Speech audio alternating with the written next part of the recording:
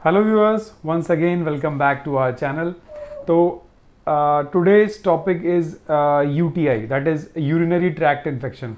So देखिए urinary tract infection जो है ये बहुत ही कॉमन और ऐसा टॉपिक है कि जो सबको बारे में थोड़ा थोड़ा सबको पता होगा, बट जो मैं इंफॉर्मेशन देने वाला हूँ that is little bit unique. और इस टॉपिक के अंदर मैं सारी चीज़ें कवर करूँगा कि यूटीआई बेसिकली जनरली है क्या, जिसको कि आप समझ पाएँ, कैसे टेस्ट होता है और क्या आएगा।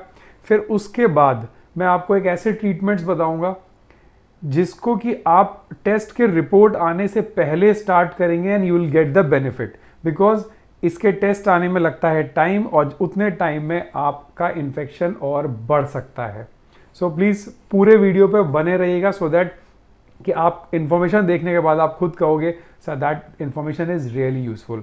So before starting I request you कि आप चैनल पर नए हो तो आप प्लीज़ सब्सक्राइब कर दीजिए और बेल आइकन को प्रेस कर दीजिए सो दैट कि नए रिसर्च के टॉपिक जब भी आएंगे। चलिए बात करते हैं यूटीआई की। जैसा कि नेम है यूरिनरी ट्रैक्ट इन्फेक्शन। सो यूरिनरी ट्रैक्ट इन्फेक्शन जो आपका यूरिनरी सिस्टम होता है that include the kidney, ureter, bladder and urethra. So urethra, bladder, ureter किसी भी चीज में अगर इन्फेक्शन होता है तो हम उसको यूटीआई कहेंगे, बट मोस्टली ये इन्फेक्शन जो है ये lower urinary tract that is bladder और यूरेथ्रा में मिलता है। अब अगर मैं बात करूं कि ये इन्फेक्शन मेन या वुमेन में किसमें ज़्यादा प्रेवलेंट है, सो देखिए womens are at greater risk of developing UTI as compare to the men. और इन्फेक्शन ये कभी कभी लिमिटेड नहीं रहता है ब्लैडर तक, ये आपका किडनीज तक जा सकता है, तो वो बहुत ही पेनफुल होता है और वो बहुत सीरियस कॉम्प्लिकेशन कर सकता है। अब आप सोचेंगे कि मुझे कैसे पता चलेगा कि मेरे को यूटीआई है या मतलब इस टाइप के सिम्टम्स मुझे दिखें या समझ आए कि मेरे को यूटीआई का इन्फेक्शन है। तो देखिए कई बार ऐसा देखा गया कि यूटीआई के इन्फेक्शन में कई बार साइन और सिम्टम्स जो हैं नहीं भी आते हैं और कई बार में ये रिपीट सबसे ज़्यादा होता है। तो जिसको बोलते हैं हम रिकरेंट यूटीआई। सो रिकरेंट यूटीआई क्या है, आपका यूटीआई हुआ, आपने ड्रग्स लिया, मेडिसिन लिया, एंटीबायोटिक्स ट्रीटमेंट लिया और कुछ समय के बाद आप रिपोर्ट करेंगे कि आपको यूटीआई दोबारा हो गया। सो आप बोलेंगे मैंने तो पूरा ट्रीटमेंट लिया था, मैं स्टेराइल भी हो गया था, उसके बाद कैसे हो गया। सो देखिए बायोफिल्म बन जाती है, कई अलग अलग रीजंस होते हैं जिसकी वजह से यूटीआई हो जाता है। सो अभी हम बात करते हैं क्या सिम्टम्स होंगे अगर आप यूटीआई से इन्फेक्टेड हैं। तो पहली चीज कि आपको एक स्ट्रॉन्ग अर्ज आएगा अंदर से कि मैं यूरिनेट करूं, बार बार यूरिनेशन आएगा। यूरिनेशन का अमाउंट बहुत ही स्मॉल होगा। यूरिनेट के टाइम पे आपको बर्निंग सेंसेशन फील होगा और सबसे इंपॉर्टेंट सिम्टम आपका यूरिन मॉर्निंग का क्लाउडी आ सकता है। सो अगर क्लाउडी यूरिन आप रिपोर्ट कर रहे हैं तो डेफिनेटली आप टेस्ट कराइए, पता करिए कि ये यूटीआई तो नहीं है। अगर यूरिन में रेड टाइप का कुछ कलर आ रहा है दैट मीन्स कि ब्लड का कुछ कंटैमिनेशन है, यानी ब्लड का इन्फेक्शन हुआ है। यूरिन में कुछ स्ट्रॉन्ग स्मेल आ रही है तो डेफिनेटली आपको यूटीआई होने का चांस है।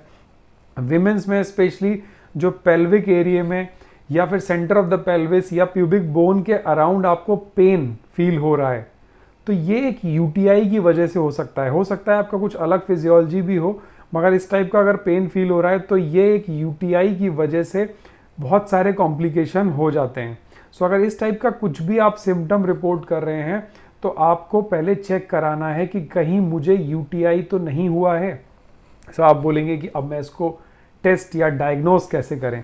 तो देखिए सिंपल है, बहुत ही सिंपल है। जब भी आप क्लिनिशियन के पास विजिट करेंगे तो क्लिनिशियन आपको यूरिन ऐसे करके लिखता है, urine CS that means culture sensitivity और urine RM means routine microscopy.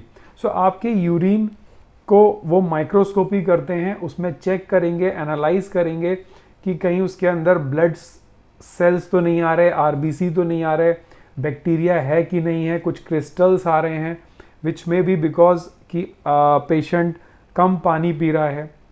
ठीक है, तो ये तो रूटीन माइक्रोस्कोपी हो गई, उसका pH हो गया, उसका कलर हो गया।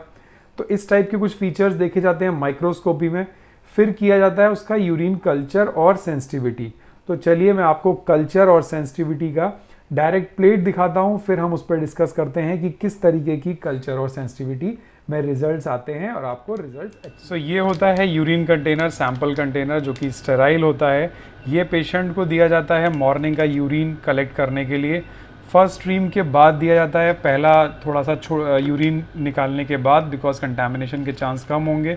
फिर उस यूरिन को प्लेट पे कल्चर किया जाता है और नेक्स्ट डे आपको कुछ इस तरीके से, ये मीडिया की प्लेट होती है जिस पे कल्चर करते हैं, और कल्चर करने के बाद आपको कुछ इस तरीके से बैक्टीरियल की कॉलोनीज़ दिखाई देती हैं अगर आपके यूरिन में यूटीआई है या किसी बैक्टीरिया की ग्रोथ है तो। जब इस तरीके से रिजल्ट्स आते हैं, फिर उस बैक्टीरिया को, एक एक बैक्टीरिया को सब कल्चर किया जाता है, और सब कल्चर करने के बाद ड्रग्स की सब कल्चर करने के बाद इस बैक्टीरिया को जब सब कल्चर करते हैं तो ड्रग्स की सेंसिटिविटी देखी जाती है।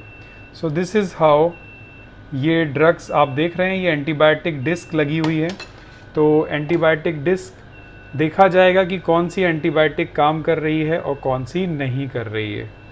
तो आप देखिए ये पूरा क्लियर हो गया, दैट मीन्स कि उस बैक्टीरिया को उस एंटीबायोटिक ने क्लियर कर दिया, किल कर दिया। इसको बोलते हैं जोन ऑफ इनहिबिशन।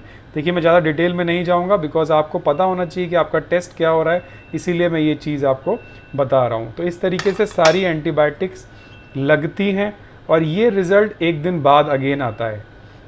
सो इसीलिए यूरिन कल्चर सेंसिटिविटी में टाइम लगता है 2-3 दिन का, करेक्ट। तो ये रिपोर्ट आने के बाद,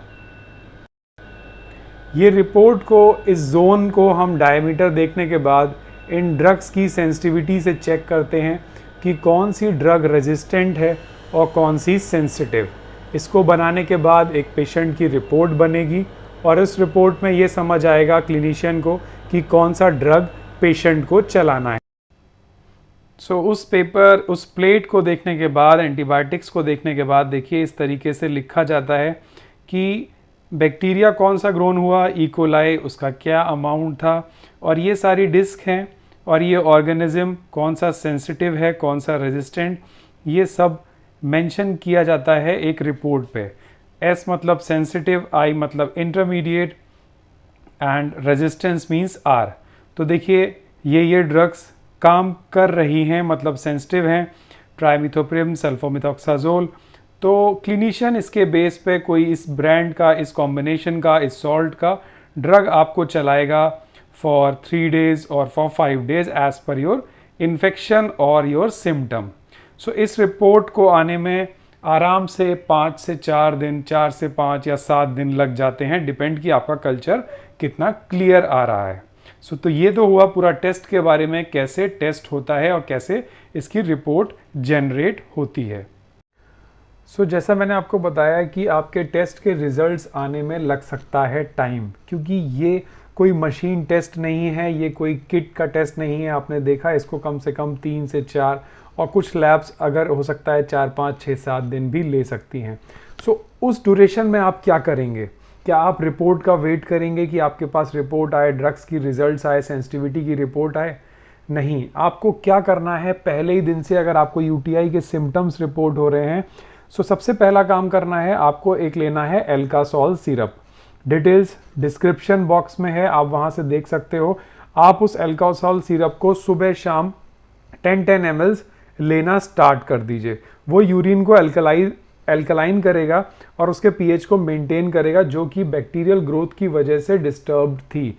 अगर आपका रिपोर्ट नेगेटिव भी आएगा तो इस सिरप को लेने से कोई नुकसान नहीं है। तो पहला काम तो आप एल्कासोल सिरप लेना स्टार्ट करेंगे। दूसरा काम आपको क्या करना है, एक मैं दाल बता रहा हूं आपको, दैट इज पल्स, कुल्थी। आपने नाम सुना होगा शायद, कुल्थी दाल, उसको जनरल लैंग्वेज में, लोकल लैंग्वेज में बोलते हैं कुल्थी दाल, हॉर्स ग्राम। तो देखिए उस दाल को आपको लेना है, सब लोकल मार्केट्स में मिल जाएगी ये।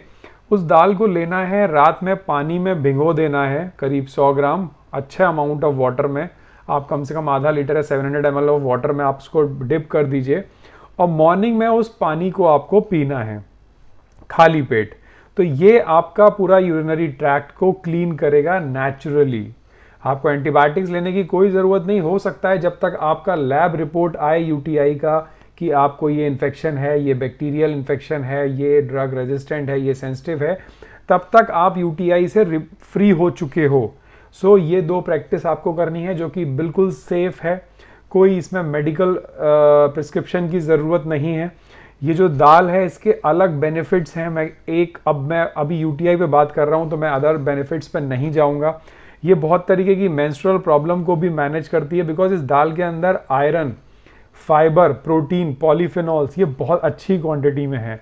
लोग इसको कोल्ड और फीवर जो सीजनल में भी यूज़ करते हैं, डायबिटिक में भी लोग यूज़ करते हैं क्योंकि इसके अंदर कॉम्प्लेक्स कार्बोहाइड्रेट्स होते हैं।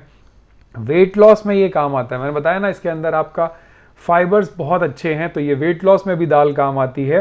तो इस तरीके के मतलब बहुत सारे बेनिफिट हैं इस दाल के अंदर, तो आप ये 2 काम ज़रूर करिए आपके लैब रिपोर्ट आने पर। देखिए लैब, कोई भी लैब नहीं चाहेगा कि पेशेंट की रिपोर्ट लेट हो, बट ये प्रोसीजर्स ऐसे हैं, पहले बैक्टीरिया को कल्चर करना है, देन उसकी सेंसिटिविटी लेनी है। सो इन सब प्रोसीजर में लगता है टाइम। सो आपको टाइम वेस्ट नहीं करना है, इन्फेक्शन को बढ़ने नहीं देना है, उसको कंट्रोल करना है डे 1 से। Got it? तो अगर ये इन्फॉर्मेशन कुछ यूनिक, मैंने पूरा कवर करने का कोशिश किया है, सो यूनिक लगी हो तो डेफिनेटली कमेंट करिएगा, और इससे रिलेटेड कुछ भी आपको पूछना हो so please, I am always ready and I am always welcome your comments. So thank you. Have a nice day. Please take care of yourself and your health also. Thank you.